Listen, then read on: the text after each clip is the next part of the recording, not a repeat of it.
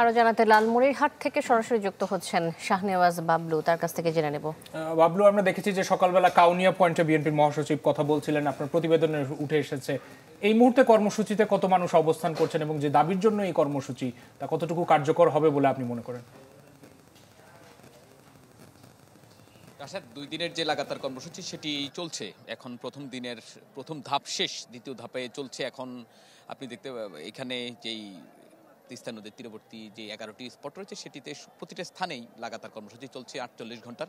বিশেষ করে তিস্তার ন্যায্য হিস্যার দাবি এবং তাদের যে দীর্ঘদিনের যে তিস্তা মহাপরিকল্পনার দাবি সেটি বাস্তবায়নের দাবিতে মূলত তারা আজকের এই কর্মসূচি এই 2 দিনের কর্মসূচি পালন করছে। আজকে আপনি জানেন বিএনপি মহাসচিব মির্জা ফখরুল ইসলাম আলমগীর বেলা 3:30টার দিকে যেই নীলফামারীর যেই তিস্তা তীরবর্তী যেই সেতু আছে সেতুর পাশেই একটি বিশাল বিস্তৃত এলাকা জুড়ে যে কর্মসূচি স্থল রেডি করা হয়েছে সেখানে উদ্বোধনী ভাষণ দিয়েছেন তিনি বলেছেন যে তিনি বারবার অভিযোগ করেছেন বাংলাদেশের শুধু পানি নয়, বিভিন্ন ইস্যুতে বাংলাদেশের সবসময় জনগণের যে ন্যায্য অধিকার থেকে সবসময় বঞ্চিত করেছে সাধারণ ভারত। এবং তিনি দাবি করেছেন, তিনি আজকে বলেছেন যে ভারতের সঙ্গে বিএনপি তথা বাংলাদেশের জনগণ কখনোই শত্রুতাপূর্ণ সম্পর্ক চায় না, সবসময় চায় বন্ধুত্বপূর্ণ সম্পর্ক। কিন্তু সেই সম্পর্ক টিকিয়ে রাখতে হলে ভারতকে অবশ্যই বন্ধুত্বের হাত বাড়াতে হবে এবং তার পাশাপাশি ভারত যাতে দাদাগিরি না করে সেই বিষয়ে তিনি হুঁশিয়ারি করেছেন।